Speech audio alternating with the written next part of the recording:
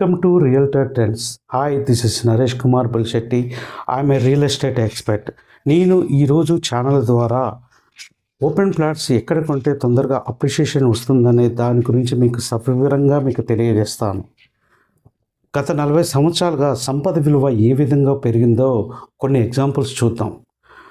మనం బ్యాంక్లో fixed deposit చేస్తే 20 రెట్లు పెరిగింది. వెండిలో ఇన్వెస్ట్మెంట్ చేస్తే 27 రెట్లు పెరిగింది. బంగారం మీద ఇన్వెస్ట్మెంట్ చేస్తే 40 రెట్లు పెరిగింది. అదేవిధంగా భూమి మీద ఇన్వెస్ట్మెంట్ చేస్తే 500 నుంచి 1000 రెట్లు పెరిగింది. ల్యాండ్ అనేది ఎక్కడ కొన్నా పెరుగుతుంది అన్న సంగతి అందరికీ తెలిసిందే. కొన్ని చోట్ల విపరీతంగా పెరుగుతుంది, కొన్ని చోట్ల స్లోగా పెరుగుతుంది. విపరీతంగా పెరగటానికి కారణాలంది ఎక్కడెక్కడైతే గవర్నమెంట్ ప్రాజెక్ట్స్ ఉంటాయో, ఎక్కడెక్కడైతే ప్రైవేట్ ప్రాజెక్ట్స్ ఉంటాయో, ఎక్కడెక్కడైతే టూరిజం హబ్స్ ఉంటాయో అక్కడ ల్యాండ్ అనేది విపరీతంగా పెరుగుతుంది. అదర్వైజ్ ల్యాండ్ నేను పెరగదని చెప్పాను, కానీ స్లోగా పెరుగుతుంది. మనం ఇలా చెప్పేటప్పుడు కొంతమంది ఏమంటారంటే గవర్నమెంట్ ప్రాజెక్ట్ ఉంటే మాకేంది, ప్రైవేట్ ప్రాజెక్ట్ ఉంటే మాకేందని అంటారు.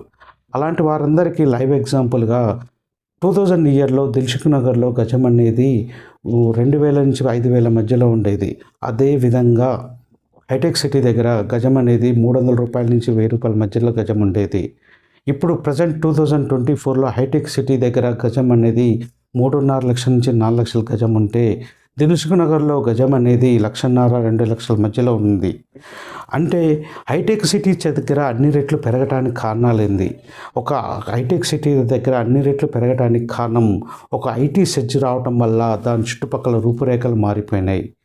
ఒక ఐటీ సెజ్ రావటం వల్ల 5 లక్షల మంది ఎంప్లాయ్మెంట్ రావటం వల్ల 5 లక్షల మంది ఎంప్లాయీలు అంటే 5 లక్షల మంది ఎంప్లాయీలే నివసించారు కదా.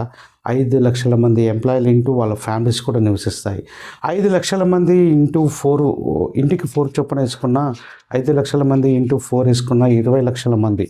20 లక్షల మందికి రోజు పాలు, కూరగాయలు, chicken, mutton, insurance, bank, hospitalization కావాలి.